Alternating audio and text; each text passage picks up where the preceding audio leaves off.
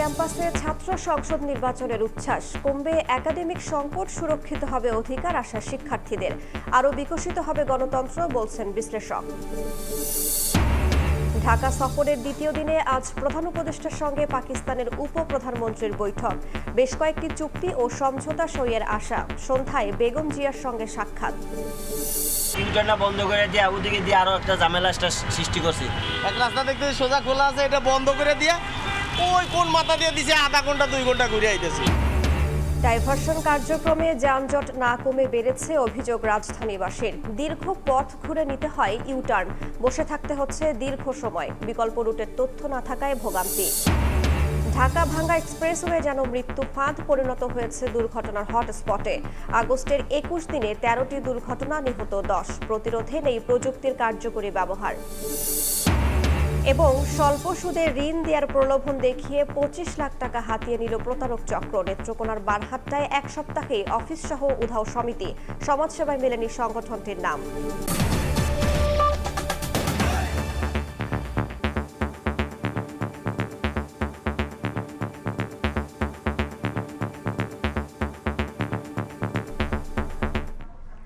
সকালের সময়ের সঙ্গে আছি আমি রাইসা জান্নাত। দীর্ঘদিন পর বিশ্ববিদ্যালয়গুলো নির্বাচনী আমেজে জমজমাট। ছাত্র সংসদ নির্বাচন শুধু ক্যাম্পাস ভিত্তিক কিছু নেতৃত্ব তৈরির মাধ্যম নয়, এটি আগামীর জাতীয় নেতৃত্বের বীজ বপনের ক্ষেত্র বলে মত সাধারণ শিক্ষার্থীদের।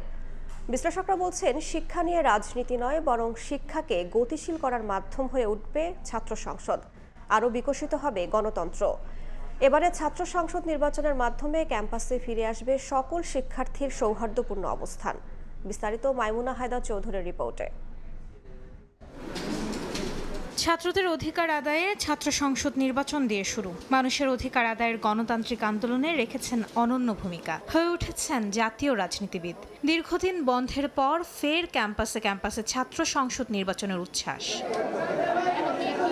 শিক্ষার্থীদের আশা, বিশ্ববিদ্যালয়গুলোতে ছাত্র সংসদ নির্বাচনের মধ্য দিয়ে কমবে একাডেমিক সংকট, জাতীয় রাজনীতি পাবে সৎ ও যোগ্য নেতৃত্ব। প্রত্যেকটা সংগঠন থেকে, প্রত্যেকটা জায়গা থেকে, স্বতন্ত্র প্রার্থী থেকে নিজেদের জন্য তারা শিক্ষার্থীদের জন্য কাজ করার জন্য তারা এগিয়ে আসছে। ছাত্র সংসদটা আসলে এজন্যই প্রয়োজন যেন ছাত্রদের অধিকার নিয়ে তারা কথা বলে। স্টুডেন্টদের বিষয়গুলো নিয়ে কাজ করা, সো এইগুলো নিয়ে যে কাজ করতে পারবে তাকে আমরা অ্যাকচুয়ালি চাইবো। এখন আমরা আশা করতে পারি যে হয়তো আমাদের দাবি দাওয়াগুলো পৌঁছবে এবং আমাদের যে ইন্টারনাল প্রবলেমগুলো আছে আসলে সেগুলো কিছুটা হলেও ফিক্স হবে। এবার আমরা যথেষ্ট আশাবাদী যে ভোট সুষ্ঠু হবে, কারণ কোনো দলীয় প্রভাব নেই। এখান থেকে সত্যিকারের দেশের জন্য দেশের উপকারে আসবে এবং নেতৃত্ব বেরিয়ে আসবে বলে আমরা বিশ্বাস করি। শুধু ঢাকা বিশ্ববিদ্যালয় নয়, 3 দশকের অচলায়তন ভেঙে জাহাঙ্গীরনগর এবং রাজশাহী বিশ্ববিদ্যালয়ের শিক্ষার্থীরাও উচ্ছ্বসিত। নিজেদের প্রতিনিধি নির্বাচনের মধ্য দিয়ে শিক্ষা ও গবেষণা সহ সব সংকট কাটিয়ে ওঠার আশা তাদের। যে প্রার্থী আমাদেরকে একটা গণতান্ত্রিক পরিবেশ তৈরি করতে পারবে, ভয়ভীতিহীন এবং দলীয় কোন দলের বাদ দিয়ে সাধারণ শিক্ষার্থীদের অধিকার নিয়ে যারা কাজ করবে, আমরা তাদের জন্য কাজ করব। দীর্ঘ 3 যুগ পর সচল হচ্ছে, আমাদের কাছে তাদের ফার্স্ট অফ অল চাওয়াটা হবে যেন পরবর্তী বছরগুলোতে রাষ্ট্র যেন সচল হয়, সে বিষয়ে একটা কার্যকরী ভূমিকা রাখতে হবে তাদের। শিক্ষার্থীদের কাছ থেকে নিয়ে প্রস্তাবনাগুলো তারা সিন্ডিকেটে ওঠাতে পারবে এবং সিন্ডিকেটে কি ডিসিশন হয় না হয় সেই জিনিসগুলো সাধারণ শিক্ষার্থীরা ভালোভাবে জানতে পারবে। বিশ্ববিদ্যালয়গুলোর ছাত্র সংসদ হবে গণতন্ত্র চর্চার এক অনন্য উৎস, একই সঙ্গে শিক্ষার্থীদের অধিকার এবং দাবি আদায়ের প্ল্যাটফর্ম হয়ে ভবিষ্যৎ বাংলাদেশকে নতুন বার্তা দেবে, এমনটাই বলছেন রাষ্ট্রবিজ্ঞান বিভাগের এই অধ্যাপক। শিক্ষার্থীদের প্রতিনিধি না থাকলে তারা যেখানে অধ্যয়ন করে তাদের কমিউনিটি রিপ্রেজেন্টেশন থাকে না। শিক্ষার্থী সংসদে যারা নির্বাচন করছেন তারা এর মধ্যে তৈরি হচ্ছেন, যারা ভোট দিচ্ছেন তারাও একটা চর্চা করছেন। শিক্ষার্থী সংসদের কাজ হলো অধিকারকে রক্ষা করা, বঞ্চনা থেকে মুক্ত করা। নেতৃত্ব গড়ে ওঠে আলোচনায়, মত প্রকাশে আর দায়িত্বে। দীর্ঘদিন পর চালু হতে যাওয়া ছাত্র সংসদ হোক ভবিষ্যতের দিশা আর শিক্ষার্থীদের প্রকৃত কণ্ঠস্বর। মাইমুনা হায়দার চৌধুরী, সময় সংবাদ, ঢাকা। জাতীয় নাগরিক পার্টির যুগ্ম আহ্বায়ক সারোয়ার তুষার ফিরলেন সাংগঠনিক কাজে। শনিবার রাত 11:30টার দিকে এক সংবাদ বিজ্ঞপ্তিতে এই সিদ্ধান্তের কথা জানিয়েছে এনসিপি। এর আগে সামাজিক যোগাযোগ মাধ্যমে ওঠা নৈতিক স্খলনের অভিযোগের বিষয়ে কারণ দর্শানোর নোটিশ এবং বিষয়টি নিষ্পত্তি হওয়ার আগ পর্যন্ত সারোয়ার তুষারকে দলের সব সাংগঠনিক কার্যক্রম থেকে বিরত থাকতে বলেছিল এনসিপি। সার্বিক ঘটনা তুষারের লিখিত জবাব ও আলামত বিশ্লেষণ করার পর এনসিপি তাকে সাংগঠনিক সব কর্মকাণ্ডে পুনর্বহাল করেছে। 2 মাস পর দলে ফিরল সারোয়ার।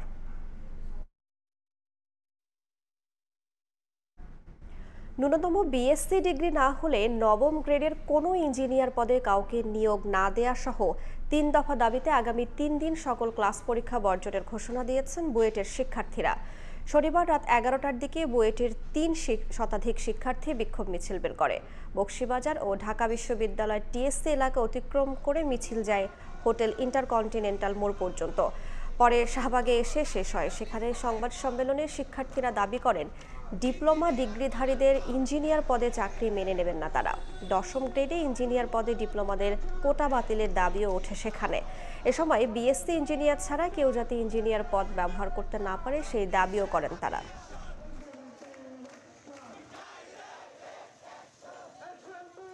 দশম গ্রেড থেকে নবম গ্রেডে 33% প্রমোশন দেওয়ার পরও যেসব ডিপ্লোমা টেকনিশিয়ানদের ভারপ্রাপ্ত বা চলতি দায়িত্ব দেওয়া আছে সেগুলো অনতিবিলম্বে বাতিল করে শূন্য পদের বিপরীতে বিএসসি ইঞ্জিনিয়ারিং ডিগ্রি ব্যতীত কেউ নামের পাশে ইঞ্জিনিয়ার পদবি ব্যবহার করলে কঠোর আইনানুগ ব্যবস্থা গ্রহণ করতে হবে। ঢাকা সফরের দ্বিতীয় দিনে আজ প্রধান উপদেষ্টার সঙ্গে বৈঠক করবেন পাকিস্তানের উপপ্রধানমন্ত্রী ও পররাষ্ট্রমন্ত্রী ইসহাক দার। বৈঠকে বেশ কয়েকটি চুক্তি ও সমঝোতা সই হতে পারে। সন্ধ্যায় বেগম খালেদা জিয়ার সঙ্গে সাক্ষাৎ করবেন পাকিস্তানের উপপ্রধানমন্ত্রী। এর আগে শনিবার দেশটির দূতাবাসে বৈঠক করেছেন এনসিপি, জামায়াত ও বিএনপি নেতাদের সঙ্গে। সার্ক কার্যকর, আগামী নির্বাচন, প্রতিরক্ষা সহযোগিতা বিষয়ে আলোচনার পাশাপাশি উঠে আসে ৭১ প্রসঙ্গ। দ্বিপাক্ষিক সম্পর্কে নতুন মাত্রা যোগ করতে 2 দিনের সফরে ঢাকায় পাকিস্তানের উপপ্রধানমন্ত্রী ও পররাষ্ট্রমন্ত্রী ইসহাক দার। শনিবার দুপুরে হযরত শাহজালাল আন্তর্জাতিক বিমানবন্দরে পৌঁছালে তাকে স্বাগত জানান পররাষ্ট্র সচিব। এদিন পাকিস্তান দূতাবাসের আমন্ত্রণে ইসহাক দারের সঙ্গে বৈঠক করে এনসিপি, জামাত ও বিএনপির প্রতিনিধি দল। বৈঠক শেষে নেতারা জানান ভারতের বাধা এড়িয়ে সার্ক কার্যকরের উপায়, প্রতিরক্ষা সহযোগিতা, আগামী নির্বাচন ও ৭১-এর মুক্তিযুদ্ধ নিয়ে আলোচনা হয়েছে। আমরা তাদেরকে বলেছি ৭১ ইস্যুটা দ্রুত সলভ করা উচিত। তারা বলেছে তারা এটাতে অগ্রগামী। গোটা দক্ষিণ এশিয়ায় আমরা যেসব প্রতিবেশী দেশগুলো রয়েছে তাদের মধ্যকার সম্পর্ক হবে ভ্রাতৃত্বের এবং তাদের মধ্যে কোনো ধরনের হেজিমনি, কোনো ধরনের আগ্রাসন, কোনো ধরনের আধিপত্যবাদী মানসিকতা থাকবে না। আমরা বলেছি যে সমস্ত আনসেটেলড ইস্যুস আছে সেগুলো যেন খুবই কনজেনিয়াল অ্যাটমসফিয়ারে এটা দ্রুত শেষ করা দরকার। রোববার প্রধান উপদেষ্টা ও পররাষ্ট্র উপদেষ্টার সঙ্গে বৈঠকে 2 দেশের সরকারি ও কূটনৈতিক পাসপোর্টধারীদের ভিসা বিলোপ সহ 5-6টি চুক্তি ও সমঝোতা স্মারক সই হওয়ার কথা রয়েছে। এদিকে বেগম খালেদা জিয়ার সঙ্গে সাক্ষাৎ করবেন পাকিস্তানের উপপ্রধানমন্ত্রী। আদনান তুর্য, সময় সংবাদ, ঢাকা। ঘন্টার পর ঘন্টা অপেক্ষা, নিশ্চল গাড়ির চাকা, এটাই যেন রাজধানী ঢাকার নিত্যদিনের চিত্র। সম্প্রতি এই শহরের সড়কে মরার উপর খাড়ার ঘা হয়ে দাঁড়িয়েছে পুলিশের পরীক্ষামূলক ডাইভারশন। যানজট নিয়ন্ত্রণের জন্য নেয়া এই উদ্যোগ যেন যানজট আরও বাড়িয়েছে বলে মনে করছেন নগরবাসী।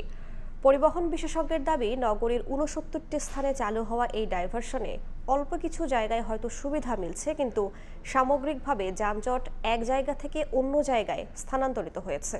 বিস্তারিত শাহিন আলমের রিপোর্টে। যাত্রী নিয়ে মহাখালী থেকে হাতিরপুল আসছিলেন সিএনজি চালক সাইফুল। কারওয়ান বাজারের সার্ক ফোয়ারা মোড় পার হয়ে হাতিরপুল ঢোকার মুখে গিয়ে বিপাকে পড়েন তিনি, কারণ রাস্তা বন্ধ। পুরো ঢাকা শহরটা এরকম করে খালি বেড়া দিছে। এক রাস্তা দেখতে সোজা খোলা আছে, এটা বন্ধ করে দিয়ে ওই কোন মাথা দিয়ে দিছে, আধা ঘন্টা 2 ঘন্টা ঘুরে আইতেছে। কোনো পূর্ব ঘোষণা ছাড়াই সম্প্রতি এই পথে ঢোকা বা বেরোনো 2টি পথ বন্ধ করেছে পুলিশ, যে কারণে সাইফুলের মতো প্রতিনিয়ত ভোগান্তিতে পড়ছেন অসংখ্য যাত্রী ও চালক। গন্তব্যে যেতে প্রত্যেকটি যানবাহনকে অন্তত 1 থেকে 1.5 কিলোমিটার রাস্তা বেশি ঘুরতে হচ্ছে, সঙ্গে যানজট আছেই। অনেক কষ্টই, ভোগান্তি এই রাস্তাটা বন্ধ করাতে। কারণ মাল লিয়ে আইতে পারে না, মাছ কালে তরকারি এই মাথাতে ঘুরে আনবো, কই যাবো?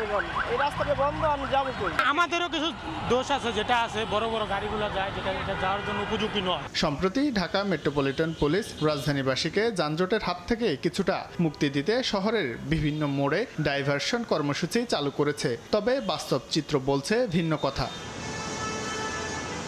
সরজমিনে দেখা যায় মহাখালী থেকে বিজয় সরণি হয়ে মিরপুর যাবার মূল পথ বন্ধ থাকায় গাড়িগুলোকে দীর্ঘ পথ ঘুরে ইউটার্ন নিতে হচ্ছে। এতে উল্টো তৈরি হচ্ছে তীব্র যানজট। একই চিত্র দেখা গেছে ডাইভারশন চালু থাকা বাকি মোড়গুলোতে। ভুক্তভোগীদের অভিযোগ, বিকল্প রুট সম্পর্কে পর্যাপ্ত তথ্য না থাকায় এবং পূর্ব প্রস্তুতির ঘাটতিতে এই ডাইভারশন কার্যক্রম তাদের দৈনন্দিন চলাচলকে আরও কষ্টকর করে তুলছে। ইউটার্নটা বন্ধ করে দিয়ে ওদিকে দিয়ে আরও একটা ঝামেলা সৃষ্টি করছে। এই চত্বর বন্ধ করার জন্য ইউটার্নটা একটু ডিস্টেন্সে নিচ্ছে, তাতে আমার মনে হচ্ছে যে গাড়ির প্রেশার আরও বেড়ে যায়, আরও বেশি সময় লাগে। অনেক ঝামেলা জ্যাম হয়, এটা খোলা থাকলেই বেশি ভালো হয় আমাদের জন্য। এদিকে পুলিশ বলছে নগরবাসীর বৃহত্তর স্বার্থে পরীক্ষামূলকভাবে এইসব ডাইভারশন চালু করা হয়েছে। মূল উদ্দেশ্য হচ্ছে যানজটটা কমানো প্রথমত, দ্বিতীয়ত গাড়ির যে বর্তমান গতি সেটা আর একটু বৃদ্ধি করা এবং জনভোগান্তিটা কমানোর চেষ্টা। আর পরিবহন বিশেষজ্ঞের মতে ডাইভারশনের মাধ্যমে সমস্যা যদি এক জায়গা থেকে অন্য জায়গায় স্থানান্তর হয় তাহলে এটা ফলপ্রসূ কিছু বয়ে আনবে না। ইউটার্নের জায়গা পর্যাপ্ত আছে কিনা এবং সেখানে কোনো গাড়ি দাঁড়িয়ে আছে কিনা এগুলোকে বিবেচনায় আনতে হবে। আদারওয়াইজ দেখা যাবে যে শুধুমাত্র সেটা এক জায়গার সমস্যা অন্য জায়গায় শিফটের মতো ব্যাপারটা হয়ে যাবে। সম্প্রতি রাজধানীর 40টি গুরুত্বপূর্ণ মোড়ে পরীক্ষামূলকভাবে ডাইভারশন চালু করার পর আবার নতুন করে আরও 29টি মোড়ে ডাইভারশন চালু করেছে ডিএমপি। শাহিন আলম, সময় সংবাদ, ঢাকা।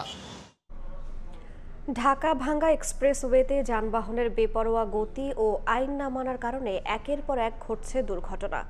দেশের প্রথম এই এক্সপ্রেসওয়েটি এখন দুর্ঘটনার হটস্পটে পরিণত হয়েছে। চলতি মাসের 21 দিনে 13 দুর্ঘটনায় নিহত হয়েছেন 10 জন। তবে দুর্ঘটনার রোধে নেই কার্যকরী ব্যবস্থা। নাসিরউদ্দিন উজ্জ্বলের বিশেষ রিপোর্ট, ছবি তুলেছেন আবু সাইদ।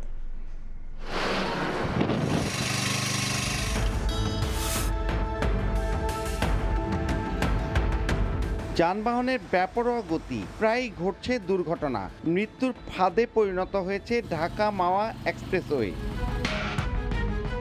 গত 27 ডিসেম্বর দেশের প্রথম এই এক্সপ্রেসওয়ের ধলেশ্বরী টোল প্লাজায় বাস পিষে দেয় প্রাইভেট কার। নিহত হন 6 জন। 18 এপ্রিল মুন্সিগঞ্জের শ্রীনগরে বেপরোয়া যাত্রীবাহী চলন্ত বাসের ছাদ উড়ে যায়। 8 মে নিমতলায় চাকা পরিবর্তনের সময় অ্যাম্বুলেন্সকে পেছন থেকে বাসের ধাক্কায় মারা যান মা, বাবা, বোন সহ একই পরিবারের 5 জন। দেশ বিদেশে আলোচিত এমন ঘটনার পরও চালু থাকা প্রযুক্তি ব্যবহার হচ্ছে না।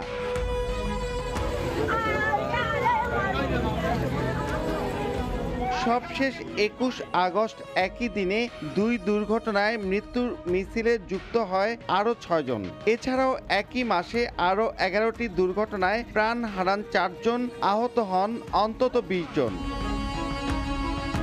রাজধানীর ধোলাইখাল থেকে মাওয়া পর্যন্ত 32 কিলোমিটারে স্বয়ংক্রিয় নম্বর প্লেট ও গতি শনাক্তকরণ ক্যামেরা এবং পরিবর্তনশীল লেনে মেসেজিং সাইন সহ নানা সুবিধা সম্বলিত ইন্টেলিজেন্ট ট্রান্সপোর্ট সিস্টেম ITS চালু হয়েছে। তবে এর সঠিক প্রয়োগ না থাকায় বিশ্বমানের এই পথে ট্রাফিক আইন অমান্যের প্রতিযোগিতা চলছে। নেশা করে বাড়িতে কোনো কিছু খায় পরে গাড়ি 100, 150, 120 এরকম টাকা করে। রাস্তাঘাটের লেন মাইনা চললে দেখা গেছে দুর্ঘটনার সংখ্যা একটু কমবে।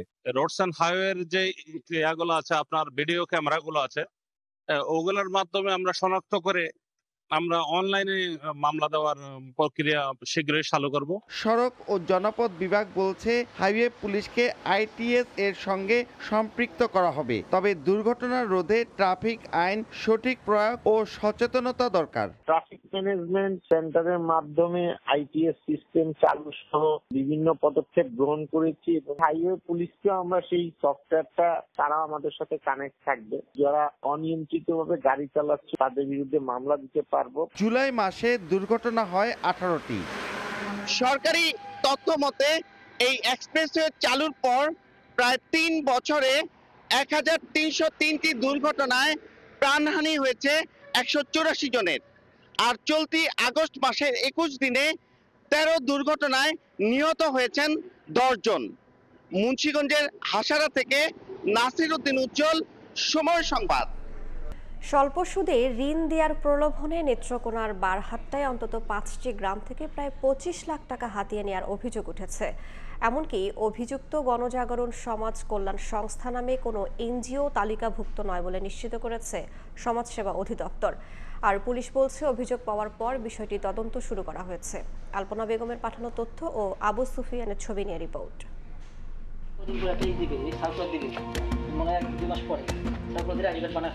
নেত্রকোনার বারহাট্টা উপজেলার ঠাকুরাকোনা বাজারে ৩ আগস্ট ২ যুবক স্থানীয় আনোয়ার প্লাজা নামে একটি বাড়ির মালিকের সঙ্গে কক্ষ ভাড়ার বিষয়ে প্রাথমিক কথা বলেন। এই সময় তারা নিজেদের গণজাগরণ সমাজ কল্যাণ সংস্থা নামের এক এনজিও কর্মী বলে দাবি করেন। ৩ থেকে ৬ আগস্ট তারা ওই গ্রামের বিভিন্ন মানুষের সঙ্গে কথা বলে সংস্থার নানা প্রলোভন দেখান। ছাড়িপোড়া, পাউসি, বাইশদার, কদম দেউলি সহ 5টি গ্রামে 25টি সমিতি গঠন করে তারা। এলাকাবাসী জানান স্বল্প সুদে ঋণ বিতরণের কথা বলে জামানত হিসেবে প্রত্যেকের কাছ থেকে গড়ে 11,000 টাকা করে নেয় ওই যুবকেরা। 10 আগস্ট জামানতের বিপরীতে ঋণের টাকা বিতরণের কথা থাকলেও গা ঢাকা দেন তারা। এর মধ্যে অন্তত 25 লাখ টাকা জমা দেন গ্রামবাসী। প্রতারণার বিষয়টি বুঝতে পেরে তারা বারহাট্টা থানায় লিখিত অভিযোগ করেন। 2 জন লোক আসলো, 1 লাখ করে টাকা দিব, 1 বছরে 10,000 টাকা সুদ দিলেই হবে। গরম করছি, 16,100 টাকা জমা দিছি, আমার 3 লাখ টাকা দিব রবিবারে। সন্ধ্যার সময় হেরা উদাও।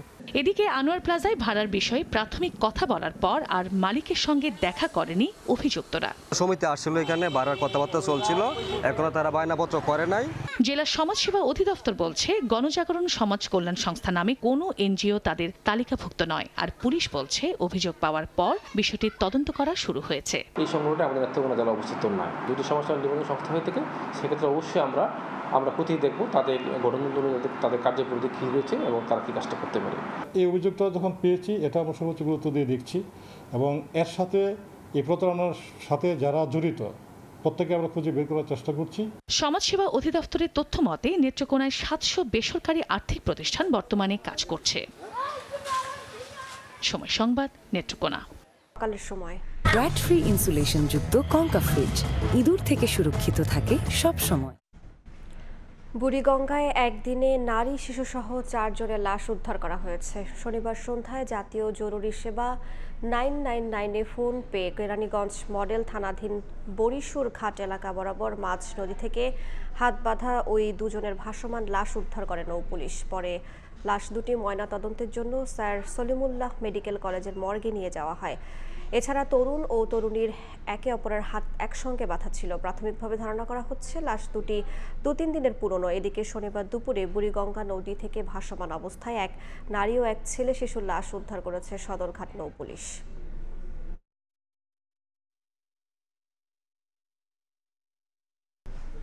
এক বছর আগেও শেয়ার বাজারে ব্যাংকের তেমন কোনো উপস্থিতি ছিল না। সেখানে গত 3 মাসে সর্বোচ্চ লেনদেনে থাকা 5টি প্রতিষ্ঠানের মধ্যে রয়েছে বাণিজ্যিক 2টি ব্যাংক। অন্যদিকে ব্যাংক মার্জারের প্রভাবও রয়েছে বিনিয়োগের এই বাজারে। বিশ্লেষকদের মত, আর্থিক খাত সংস্কারের নীতি ও পদক্ষেপে সূচকের উত্থানে ভূমিকা রাখছে ব্যাংক খাত। সেলিয়া সুলতানার রিপোর্ট। গত বছরের আগস্টের পর ইসলাম নিয়ন্ত্রণাধীন ইসলামী ধারার ব্যাংকগুলোতে হরিলুটের তথ্যে শেয়ার বাজারে দর পড়তে থাকে ইসলামী ব্যাংক, ফার্স্ট সিকিউরিটি ইসলামী ব্যাংক, সোশ্যাল ইসলামী ব্যাংক সহ বেশ কয়েকটি ব্যাংকের শেয়ার। খেলাপি ঋণ, ব্যাংকের সক্ষমতা, তারল্য দায়ের অসমন্বয় অবস্থানের কারণে অনেক ব্যাংক নিয়েও প্রশ্ন ওঠে। আন্ডারলাইন ব্যাংকের যে অন্তর্নিহিত শক্তিটা সেটা যদি মানুষ বোঝে এবং মূল্যায়ন করে। তবে বোর্ড পুনর্গঠনের পর ইসলামী ব্যাংকের শেয়ারের দর ফিরতে শুরু করলেও খাদের কিনারায় থাকা অন্য ব্যাংকগুলোর শেয়ারের দর এই মুহূর্তে ফেস ভ্যালুর থেকেও কম। অন্যদিকে দুর্বল ব্যাংকের আমানতকারীরা বাণিজ্যিক ব্যাংকে যুক্ত হওয়ায় কয়েক গুণ বেড়েছে এসব ব্যাংকের শেয়ার। গত 3 মাসের হিসেবে শেয়ার বাজারে সর্বোচ্চ লেনদেন হওয়া 5টি প্রতিষ্ঠানের মধ্যে ব্র্যাক ব্যাংকের শেয়ারের দর বেড়েছে 30% এবং সিটি ব্যাংকের শেয়ারের দর বেড়েছে 25.26%। এর পরপরই প্রতিযোগিতায় এগিয়ে আছে মিডল্যান্ড ব্যাংক। মনে হয় যে কিছু ব্যাংক ইসলামী ব্যাংকের মতো হয়তো উত্তরণ পেয়ে যাবে, বাকি ব্যাংকগুলোর সমস্যা হয়তো একীভূত না করা পর্যন্ত হয়তো সমস্যার সমাধান হবে না। শেয়ার বাজারে কি কনফিডেন্স এগুলোর ব্যাপারে কেমন? তেমন কনফিডেন্স নাই, বাট এই সকল ভালো ব্যাংক যেগুলো আছে সেগুলোর উপরে মোটামুটি কনফিডেন্স আছে। এই মুহূর্তে শেয়ার বাজারের তালিকাভুক্ত ব্যাংক 36টি।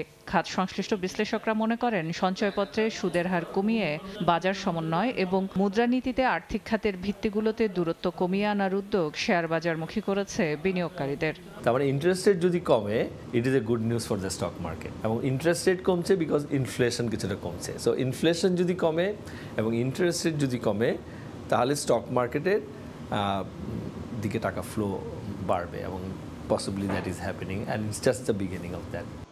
একই সাথে শেয়ার বাজারকে শক্তিশালী করতে ঢাকা স্টক এক্সচেঞ্জের ক্ষমতায়ন বাড়ানো ও শেয়ারের দর বাজার ভিত্তিক ছাড়ার পরামর্শ খাত সংশ্লিষ্টদের।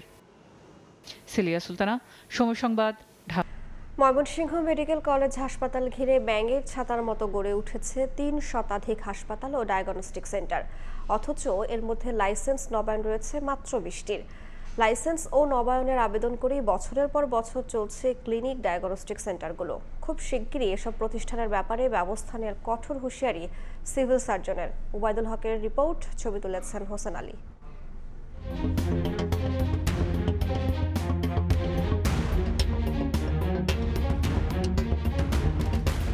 গত 13 আগস্ট ময়মনসিংহ নগরীর ব্রাহ্মপল্লী এলাকায় অভিযান চালায় র্যাবের ভ্রাম্যমাণ আদালত। অভিযানে 8টি বেসরকারি হাসপাতাল ও ডায়াগনস্টিক সেন্টারকে 7,10,000 টাকা জরিমানা ও 8 জনকে জেল দেয়া হয়। অব্যবস্থাপনা, অস্বাস্থ্যকর পরিবেশ এবং লাইসেন্স না থাকায় প্রতিষ্ঠানগুলো বন্ধ রাখার নির্দেশ দেন ভ্রাম্যমাণ আদালত। তবে কয়েকদিন না যেতেই আগের রূপে সেই হাসপাতাল ডায়াগনস্টিক সেন্টারগুলো অনুমতি ছাড়াই চলছে কার্যক্রম।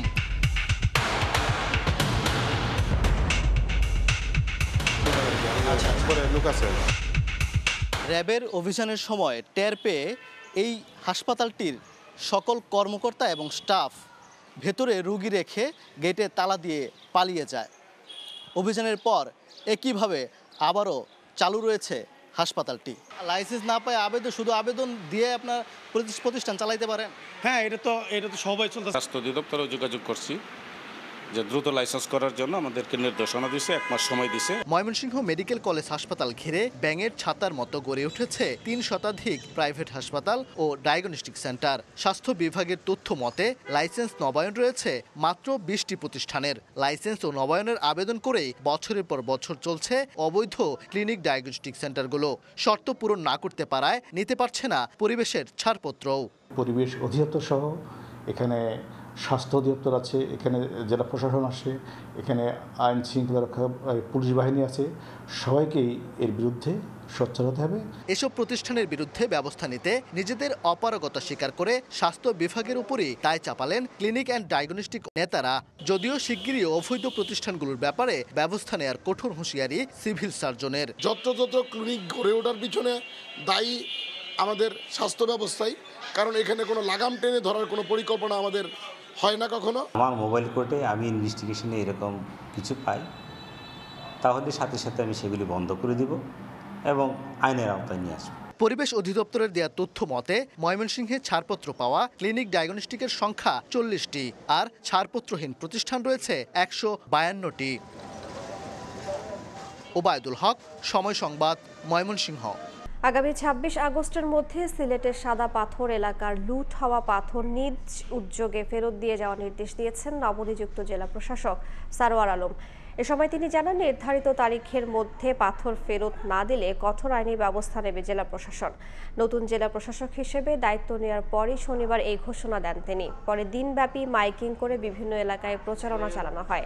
এক্ষেত্রে স্থানীয় জনপ্রতিনিধিকেও দায়িত্বশীল মনোভাব দেখাতে বলেন তিনি।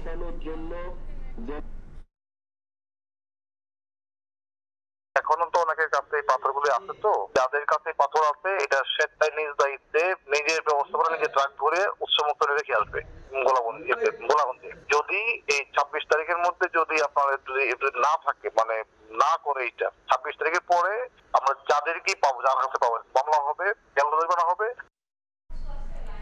গাইবান্ধার সুন্দরগঞ্জে মাওলানা ভাসানী সেতুর বিদ্যুৎ সংযোগের তার চুরির ঘটনায় মামলা করা হয়েছে। শনিবার রাতে সেতুর সিকিউরিটি ইনচার্জ নূর আলম বাদী হয়ে সুন্দরগঞ্জ থানায় মামলা করেন। বিষয়টি নিশ্চিত করে জেলা এলজিইডির নির্বাহী প্রকৌশলী উজ্জ্বল চৌধুরী জানান, মামলায় কারো নাম উল্লেখ করা হয়নি, তবে 5,10,000 টাকার সংযোগ তার চুরির কথা বলা হয়েছে। এর আগে গত 20 আগস্ট সেতুটির আনুষ্ঠানিক উদ্বোধন করা হয়। পরদিন সেতু কর্তৃপক্ষ বিদ্যুৎ সংযোগ দিতে গেলে তার চুরির বিষয়টি নজরে আসে।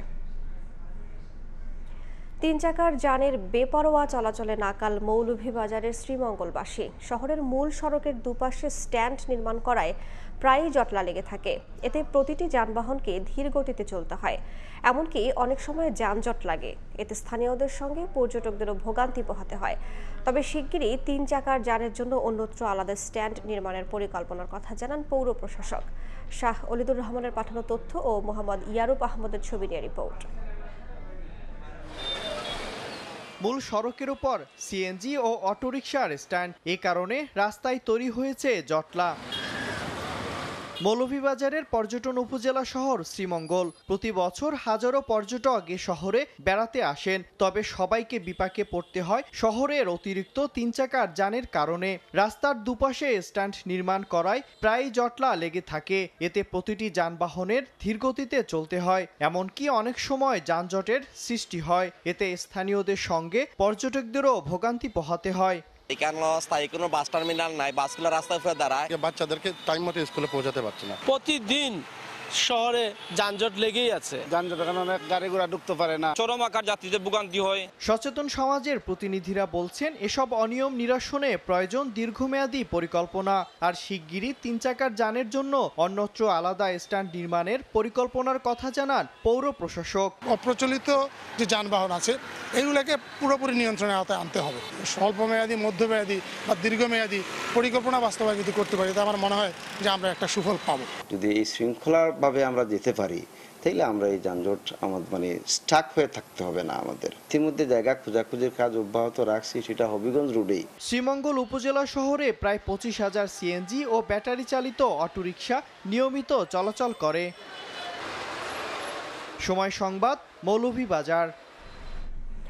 সংস্কার না করায় চলাচল অনুপযোগী হয়ে পড়েছে হবিগঞ্জ পৌরসভার নারায়ণপুর জালাবাদ সড়ক। পুরো রাস্তা জুড়ে খানাখন্দ, কোথাও দেবে গেছে মাটি। বৃষ্টির পানিতে সৃষ্টি হয়েছে জলাবদ্ধতা। এতে ভোগান্তিতে স্থানীয় 4টি গ্রামের বাসিন্দারা। পৌর কর্তৃপক্ষ বলছে, সড়কটি সংস্কারের জন্য টেন্ডার আহ্বান করা হয়েছে। রাশেদ আহমদ খানের পাঠানো তথ্য, ছবি নিয়ে রিপোর্ট। সড়ক জুড়ে খানাখন্দ, কোথাও দেবে গেছে মাটি। বৃষ্টির পানিতে সৃষ্টি হয়েছে জলাবদ্ধতা। দীর্ঘদিন সংস্কার না করায় চলাচল অনুপযোগী হয়ে পড়েছে হবিগঞ্জ পৌরসভার নারায়ণপুর জালালাবাদ সড়ক। কোথাও উঠে গেছে কার্পেটিং, কোথাও বিলীন হয়ে গেছে ইট। প্রতিদিন ঘটছে ছোট বড় দুর্ঘটনা, বিকল হচ্ছে যানবাহন। স্থানীয়দের অভিযোগ, বারবার সড়ক সংস্কারের দাবি জানানো হলেও ব্যবস্থা নেয়নি কর্তৃপক্ষ। এত বাজে একটা রাস্তা, এই রাস্তাটা যাতায়াত করার মতো কোনো সুবিধা নাই। বৃষ্টি আসলে অনেক খাদাল হয়ে যায়, আসা যাওয়ার জন্য অনেক সম্মুখীন হওয়া লাগে। হসপিটালে যাইতে, চিকিৎসা করতে অনেক ভোগান্তি হয়ে যায়, গাড়ি ঘোড়া পাওয়া যায় না। গর্ভবতী মহিলা যাইতে খুব একটা কষ্টকর। স্কুল কলেজে যাওয়ার সময় অনেক ভোগান্তি সমস্যা হয়। রাস্তাটা আপাতত মেরামত করছি, এখন আমরা পৌরসভার কাছে দ্রুত দাবি জানাই এটা মেরামত করে দেওয়ার জন্য। পৌর কর্তৃপক্ষ বলছে, সড়কটি সংস্কারের জন্য টেন্ডার আহ্বান করা হয়েছে। শীঘ্রই সংস্কার শুরুর আশ্বাস সংশ্লিষ্ট কর্মকর্তার। আশা করি আমাদের ঠিকাদার দ্রুত কাজটা শুরু করবেন, আপনাদের ভোগান্তি অতি দ্রুতই শেষ হবে। 3 কিলোমিটার দীর্ঘ নারায়ণপুর জালালাবাদ সড়কটি প্রতিদিন 4টি এলাকার অন্তত 20,000 মানুষ ব্যবহার করেন। সময় সংবাদ, হবিগঞ্জ। টানা কয়েক সপ্তাহের বৃষ্টিতে সৃষ্টি হয়েছে জলাবদ্ধতা। সবচেয়ে বেশি দুর্ভোগ পোহাতে হচ্ছে পৌরসভার 10 নম্বর ওয়ার্ডে প্রতিষ্ঠিত জামালপুর আঞ্চলিক কৃষি গবেষণা কেন্দ্রের ফসল ও 100 একর জমি ক্ষতিগ্রস্ত হয়েছে গবেষণার ফসল। বাসভবনে পানি আটকে থাকায় দুর্ভোগে রয়েছেন কর্মচারীরাও। ব্যবস্থা নেওয়ার আশ্বাস পৌর কর্তৃপক্ষের। জাহাঙ্গীর আলমের তথ্য, আবুল কালাম আজাদের ছবি নিয়ে রিপোর্ট। পুরো বর্ষা মৌসুমে জলের সঙ্গে বসবাস, গত 5 বছর ধরে এমন ভোগান্তি। বছরের অর্ধেক সময়ই জলাবদ্ধতার কবলে জামালপুর আঞ্চলিক কৃষি গবেষণা কেন্দ্র। পানিতে তলিয়ে ৭৫ একর জমির চীনাবাদাম, ধান, লাউ, করলা ও পেঁপে গাছের ক্ষতি হয়েছে। একই কারণে ৫০ একর জমিতে আবাদ করা সম্ভব হচ্ছে না। এছাড়া গবেষণা কেন্দ্রের বাসভবনে পানি আটকে থাকায় নোংরা পানি মারিয়ে চলাচল করতে হয় কর্মকর্তা কর্মচারীদের। শাকসবজি অনেক ক্ষতি হয়েছে, অফিসের আশেপাশে পানি তলিয়ে গেছে। বাচ্চাদের নিয়ে স্কুলে যাতায়াত এবং হাটঘাট বাজার অফিস করার সমস্যা। ঘরের ভিতরেও পানি, গোসল করতে অসুবিধা হচ্ছে, টয়লেটে যাইতে অসুবিধা হচ্ছে। পানি পারানোর পরে হচ্ছে পায়ের ভেতর ঘা হইতেছে, তারপরে বাসায় সাপ ঢুকতেছে, অনেক সমস্যা। ছোট ছোট পোলাপান আছে যারা হচ্ছে বাইরে বেরোতে পারতেছে না। পৌরসভার অপরিকল্পিত ড্রেনেজ ব্যবস্থা ও পানি নিষ্কাশনের কোনো ব্যবস্থা না থাকার কারণে এই জলাবদ্ধতা, অভিযোগ গবেষণা কেন্দ্র সংশ্লিষ্টদের। তবে পৌর কর্তৃপক্ষ বলছে পানি নিষ্কাশনের জন্য ব্যবস্থা নেওয়া হচ্ছে। আমাদের স্টাফেরা সাপ নিয়ে আতঙ্কে আছে, এরা বাসাতেই বাইরে বের হতে পারে না, তাতে অফিস করাও ব্যাঘাত সৃষ্টি হচ্ছে। যে পানিগুলো জমেছে সেগুলো কিভাবে দ্রুত অপারেশন করা যায়, আমি ইঞ্জিনিয়ার দপ্তর সহ সকলকে নিয়ে বসতেছি এবং আমরা পরামর্শ করে দেখছি যে আমাদের সহ অথবা কোথাও যদি কেটে দিতে হয় আমরা সেটাও কেটে দিব। আমরা আমাদের টিম নিয়ে সেখানে আমরা যাব।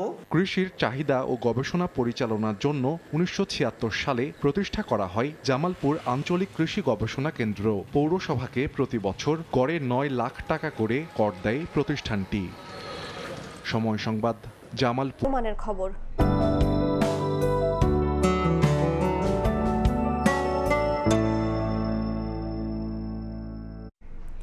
দেখে নেব আজকের বাতাসের মান সূচক। বায়ুমান বিষয়ক সংস্থা আইকিউ এয়ারের সূচক অনুযায়ী বাংলাদেশে এখনকার বাতাসের মান: ঢাকা বিভাগের বায়ুর মান ৮৪, যা সন্তোষজনক, বাতাসের আর্দ্রতা ৯০%। চট্টগ্রাম বিভাগে বায়ুর মান ৫৪, এটিও সন্তোষজনক, বাতাসের আর্দ্রতা ৯৩। রাজশাহী বিভাগে বায়ুমান ৯১, যা সন্তোষজনক, বাতাসের আর্দ্রতা ৯৬। সিলেট বিভাগে বায়ুর মান ২২, যা ভালো, বাতাসের আর্দ্রতা ৯৬%। খুলনা বিভাগের বায়ুমান ৫৩, যা সন্তোষজনক, বাতাসের আর্দ্রতা ৮৯। বরিশাল বিভাগে বায়ুর মান ৬৫, এটিও সন্তোষজনক, বাতাসের আর্দ্রতা ৮৭। রংপুর বিভাগের বায়ুমান ৬৬, যা সন্তোষজনক, বাতাসের আর্দ্রতা ৯৪। ময়মনসিংহ বিভাগের বায়ুর মান ৬৫, এটিও সন্তোষজনক, বাতাসের আর্দ্রতা ৯৫%। সারা দেশে বায়ুর মান সবচেয়ে ভালো সিলেটে ২২ আর সবচেয়ে খারাপ রাজশাহীতে ৯১। দেশের চাহিদা বাড়ায় ভারত থেকে আমদানি বেড়েছে কাঁচামরিচের। কেবল বেনাপোল বন্দর দিয়ে গত এক মাসে এসেছে ১৩৫৬ মেট্রিক টন। তবে দাম না কমায় ক্ষোভ প্রকাশ করেছে ক্রেতারা। বিক্রেতারা বলছেন চাহিদা যোগানের উপর নির্ভর করেই দাম নির্ধারণ করছেন তারা। বেনাপোল প্রতিনিধি আজিজুল হকের তথ্য ও শাওন হোসেনের ছবিতে রিপোর্ট।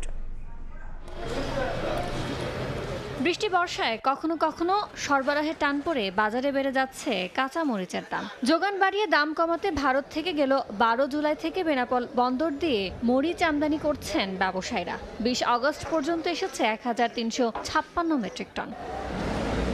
তবে দেশের বাজারে দাম কমাতে পারছে না ভারতীয় মরিচও। গত মাসে প্রতি কেজি যেখানে বিক্রি হয়েছে ৮০ থেকে ১০০ টাকায়, বর্তমানে তা বেড়ে দাঁড়িয়েছে ২৮০ থেকে ৩০০ টাকায়। অথচ আমদানির নথি বলছে সব খরচ মিলিয়ে বেনাপোল বন্দর পৌঁছাতে প্রতি কেজির দাম পড়ছে সর্বোচ্চ ৮০ থেকে ৮৫ টাকা। বাজারে অনেক বেশি দামের কারণ হিসেবে নানা ব্যাখ্যা দাঁড় করাচ্ছেন আমদানিকারকরা। বলছেন হাত বদলেই বাড়ছে দাম। পেঁয়াজ এবং কাঁচামরিচ আমদানি করা হচ্ছে, সেই দামের উপর নির্ধারণ করে বাজারের দর নির্ধারণ করা হয়, তাহলে সাধারণ মানুষ অনেক কম দামে ক্রয় করতে পারবে। দাম কমছে না, আমাদের কিনতে কষ্ট হচ্ছে। ২ থেকে ৩ হাত বোতল হলে তখন মনে করেন যে সেটা দাম বেড়ে যায়। বৃষ্টি হওয়ার কারণে বাংলাদেশে মরিচ হচ্ছে না, উঠাইতে পারতেছে না, এই জন্য জাল আমদানি করতে হইতেছে। ভারত থেকে মরিচ আমদানি হচ্ছে খুবই কম, যার কারণে ২২০ টাকা থেকে ২৮০ টাকা পর্যন্ত মরিচের দাম বৃদ্ধি পাইছে। আমদানি বাড়লে দাম কমে আসবে, তাই বাড়ছে আমদানিও। চাহিদা বাড়ায় বেনাপোল বন্দর দিয়ে মরিচের আমদানি বেড়েছে। এটা খাওয়ার উপর মান পরীক্ষা করে আমরা দ্রুত ছাড়করণের ব্যবস্থা করব। কৃষি মন্ত্রণালয়ের তথ্য, দেশে প্রতি বছর কাঁচা মরিচের চাহিদা প্রায় ১৫ লাখ মেট্রিক টন। স্থানীয়ভাবে উৎপাদিত হয় ১৪.৫ লাখ টনের বেশি। সময় সংবাদ, বেনাপোল। বাগেরহাটে 4টি আসন পুনর্বহালের দাবিতে সর্বদলীয় সম্মিলিত কমিটি সকাল 8টা থেকে বিকেল 4টা পর্যন্ত অবরোধ কর্মসূচি পালন করছে।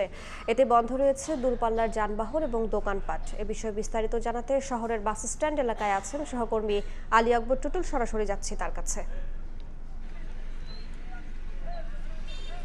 বাগেরহাটের 4টি আসন পুনর্বহালের দাবিতে পূর্ব নির্ধারিত বাগেরহাটের জেলার সর্বদলীয় সম্মিলিত কমিটি এখানে যে সিদ্ধান্ত নিয়েছিল সেই সিদ্ধান্ত অনুযায়ী আজ সকাল 8টা থেকে বিকাল 4টা পর্যন্ত হরতাল চলবে এবং সেই হরতাল শুরু হয়েছে। আমরা দেখেছি যে বাগেরহাটের যে খুলনা এবং পিরোজপুর সড়কে আছি বাগেরহাট বাস স্ট্যান্ড এলাকায় আমরা দেখেছি সকল যানবাহন এবং দূরপাল্লার যানবাহন সকল যানবাহন কিন্তু বন্ধ করে দেওয়া হয়েছে এবং সেই যানবাহন বন্ধ দেওয়ার কারণে এখানে মানুষের যেমন ভোগান্তি বাড়ছে, অন্যদিকে যে অনেকেই বলছেন যে অনেক কষ্ট হলেও কিন্তু আমাদের আসনটা ফিরে চাই, এই ধরনের কর্মকাণ্ড এবং পরিচালনা করা হচ্ছে। এখানে কিন্তু আমি যদি বলি যে যেখানে বিএনপি, জামায়াত, এনসিপি সহ সব ধরনের রাজনৈতিক দল কিন্তু সিদ্ধান্ত নিয়েছে এই কর্মসূচি।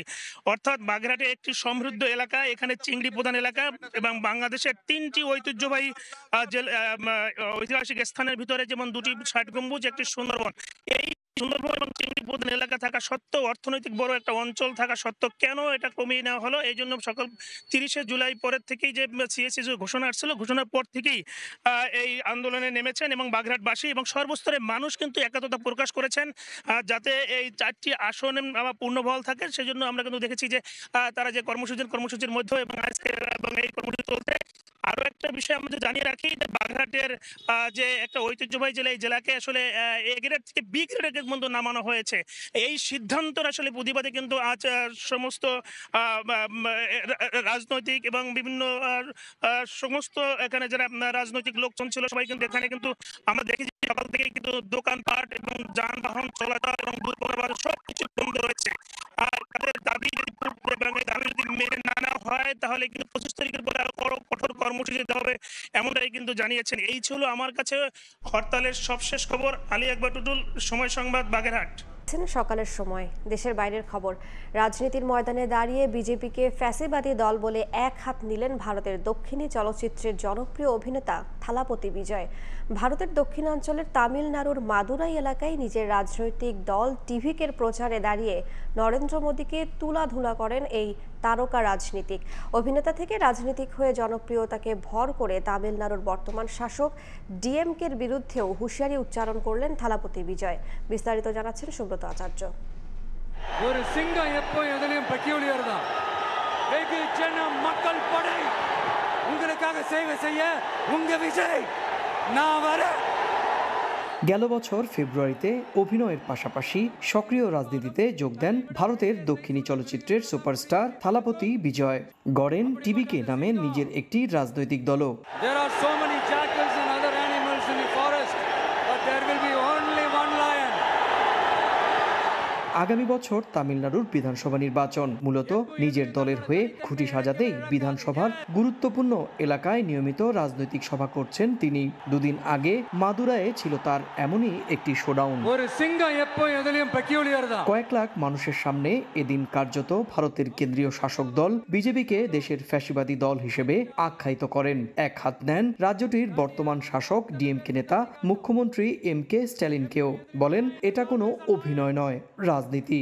বিজেপি ফ্যাসিবাদ দল আর ডিএমকেও দেশের নাগরিকের শত্রু হিসেবে আখ্যা দেন তিনি। থালাপতি দাবি করেন তার এই সংগ্রাম আদর্শের লড়াই। থালাপতি বিজয় 1984 সালে শিশুশিল্পী হিসেবে পর্দায় পা রাখেন।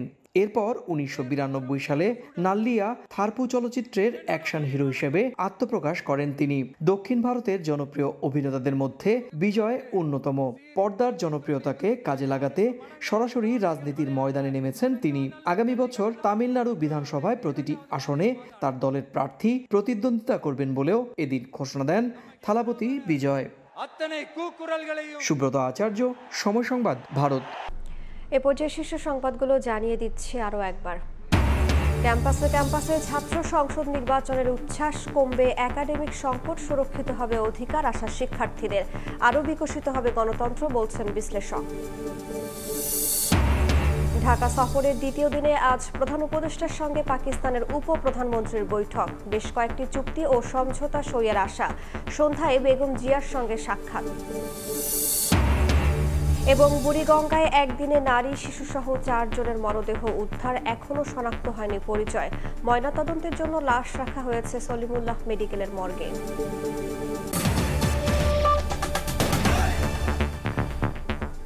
এই ছিল সকালের সময়, সঙ্গেই থাকুন সময়ের।